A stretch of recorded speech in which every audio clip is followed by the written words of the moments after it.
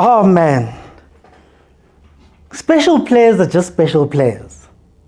And sometimes you need your special players to do something special to get you over the line. And I don't know what it is at Pirates, but they keep creating these special players, whether it was a relay or a Nkota last season who could pop up exactly when you needed them, Abombata, to players like Abo Apolis, Nabo TLB, who are now coming in clutch for Orlando Pirates. I'm going to say this again. I think what's really scary about this Pirates team is that they keep on finding wins, different ways to win, different situations where the previous Pirates couldn't. You think about the Carling knockout. Remember what Mbokazi did? Because it felt like a game where Pirates wasn't into the game or couldn't finish off. Today, they come in, they've missed the penalty. There were a couple of chances that maybe they should have taken. And at some point, you might be thinking that, this game might be lost. Somebody might steal something. It might be the underdog's day. But up steps Mbokazi and he hits an absolute rocket. An absolute amazing, sensational, excellent goal to take them through. But let's speak about the game a little bit. I'm going to start with Siwelele. I think Siwelele had a plan. I think Coach Siema came in and he followed a plan that most smaller teams do, quote unquote smaller teams do, when they're playing versus a Pirates or a Sundowns. They come in and they defend very deep. They come in and they hold that deep line, right? They try and, but by any means possible, to make sure that there's no space, right? And even though I understood the plan, there were a couple of problems, I think. When you look at the defensive line, I think khanye, you should have been off. Because you had the warning from the penalty, which maybe you're saying you don't want to double jeopardy the player. Penalty and yellow card, so you'd much rather just give the penalty. And then he had a couple of other tackles, two in particular, that I don't know how he stayed on the pitch long enough for him to be subbed off. But in any case, I think they were a little bit lopsided. They didn't know exactly where to go. And luckily for them, Pirates, decision making is such a big thing in the country. The final ball, the ball inside, it doesn't come. So that defense gets away with it. I think that Markeman did an incredible job in the six. Because he was really alone there. I mean, Zwane wasn't really helping him much defensively, but he was doing such an incredible job in the six that it sort of forced Pirates to keep going wide. It forced Pirates to keep losing balls. What Kukune did very well today was to almost wait for, not Kukune, sorry, what Siwelele did so well was to wait for Pirates. And they stopped them from playing the shorter passes. So at some point, Dooley had to look up and try play a 10-meter pass.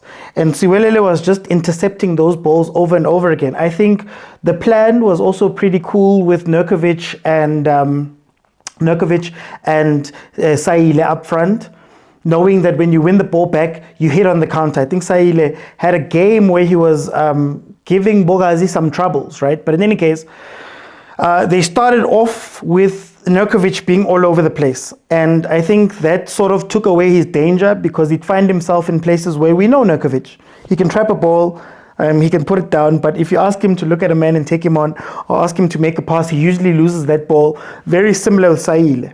There was a point where Nurkovic was playing almost in a false nine, where he was trying to flick the ball on. But what Pirates did very smartly was to put, I think it was Nemtanjela or Nduli, one of them were on Nurkovic, so he couldn't flick it on into space. So when he flicks it on, there's still two defenders in Siema and Mbokazi that Saile would need to beat. So I think that was really cool.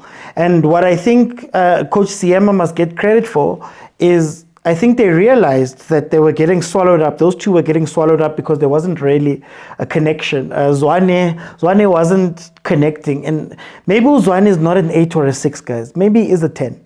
Maybe he needs to play high up the pitch. But he was looking a lot like that Chiefs Zwane, a little bit slower to catch up when they were on counterattacks. Wasn't really there defensively, but it's fine. What he did was he then asked Potsani to play almost a 10. And now he had 3 guys. It was a V. He had 3 guys in attack when they were doing the counters.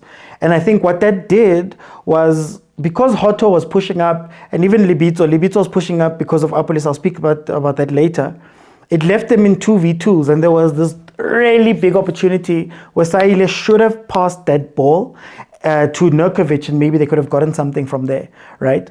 I think Coach wobbled a bit when he took off Siwelele, because in as much as Siwelele doesn't give you a goal threat that much, he, for some reason, Mbokazi were going back and forth. And it doesn't mean that he was winning versus Mbokazi, but it means that he was giving Mbokazi enough of an issue that Siema had to step in with the ball a lot of the times. And the moment Siwelele comes off, I think Mbokazi had a bit of freedom to move forward and take a shot, right?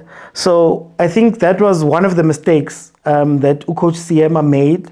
And also, I like the fact that they were transitioning back and forth with Pirates, but you have to be a lot more defensively disciplined in order to do that. When you move on to Pirates, look, I think if Pirates scores that penalty, completely different game.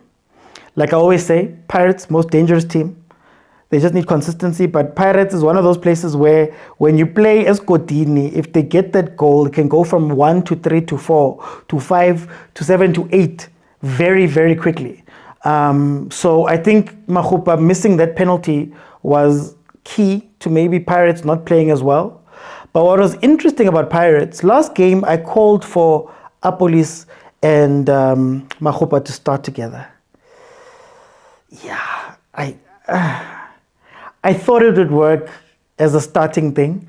Maybe Apolis is a game changer, but I thought it would work as a starting thing, because what happened was that they were changing the structure of Pirates. So when Apolis is in, first things first, Libito's going to go up, because Apolis doesn't play right wing. So Apolis doesn't play as a winger. He comes inside, he tucks in. In fact, at times he looked like a 10, he looked like an 8. At times he looked like a 6, right? With Libito pushing forward. Obviously, it creates space, but Siwelele couldn't take advantage of that. Mahupa still does that thing where he goes out to the wing. I don't quite understand it, unless he's just being nice and moving to the wing to allow Abonemtangela, Nabumfukeng, Naboapolis to have that space without being crowded, if that makes sense, without it being crowded. And maybe he's sacrificing himself for that. Played an incredible ball from the right-hand side, though. I must give him that. There was a ball he played to Moremi, where I think Moremi just got his feet mixed up and couldn't finish that chance. But what was a little bit frustrating about Pirates today was that there was no link between the defense and the midfield and forwards. So if you saw that game, what I said about Skukune waiting, it was because it's almost like they knew today that when Apolis is on the pitch, Apolis almost forces Pirates to have to play the ball without playing those long balls, the high balls. So he often comes back to collect, right? He would come back and fetch the ball for a lot of times in this game. But then when he didn't, it felt as though all of the Pirates players were waiting for the ball up top. So I liken it to, if you've ever played striker and you've scored 2 goals and your hat trick is looming, you go and stand up top and it doesn't matter what's happening, you're waiting for that ball. And I felt like everybody was waiting, which put so much pressure on Nduli, who lost a lot of balls today. And I think simply because whenever he got the ball, he didn't have a 2-meter pass, a 1-meter pass. He always had to go long, 5, 7, 8 meters. And Siwelele was just literally waiting for him to play that ball, or waiting for one of the Pirates players to play the ball and picking it off, because the distances between the players were so vast, right? So it's interesting, especially in that first half, that yes, they got the penalty. I can speak about the Moremi chance, but they weren't really standout chances for Pirates in that first half, which can be worrying, but also it's another game. So not all games are going to be chance full. But I guess the big question that we're going to have to ask is that Pirates has always been a special team with special players and players that do special things when they're called upon, right? There's a lot of times where they play and nothing is coming from that, and Fukeng, it'll bobble up and Fukeng will shoot it and score. or a Makaula will header the ball and score, or a Hoto will score a free kick, or Mbata will take shots that will take them over. I guess what's worrying about Pirates a little bit is you want to see them connect. You want to see them play, open play, and create those chances for each other. You know, there was a funny part where Apolis and Mahopa almost bumped into each other with a chance. But you want to see them play a little bit closer to each other and create those chances. You know, you miss the times when Tito would combine with Mfukeng and open up for a shot. And I'm not saying that Pirates doesn't have this, but I feel like they have it at certain times. So the great thing about Pirates in cup games is that they understand at some point you're going to start becoming desperate. At some point you're going to make the sub mistake. At some point you're going to act out against what you normally do because it's a cup competition, and that's where they kill you. Right?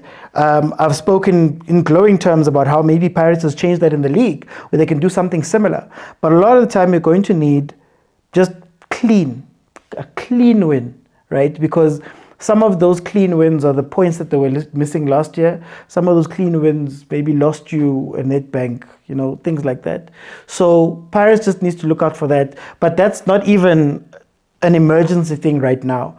It's just that last season, they were showing up for each other and scoring these goals and taking these chances and showing up in special ways up to a point where it stopped. And when it stopped, that's when I think Pirates struggled a little bit. So I'd love to see them coming together a bit more and really using all of the talent they have on the pitch to build up easy goals, tap-in goals, goals where, you know, you reverse the ball back and somebody scores. Like, more orchestrated goals just to calm down sometimes, you know. And then after that, if it doesn't work out, obviously you've got the talent to take the game away from people. So I think, look, it was a cup game. It was a Pirates performance that we're used to. Not all of Pirates' performances have been, you know, 5-0 and 8-0 and whatever. Sometimes they just need that one goal that makes the difference. They move on. So yeah, I'm going to say, look, good on Pirates. They go through to the second round. I'll see you guys on the next one.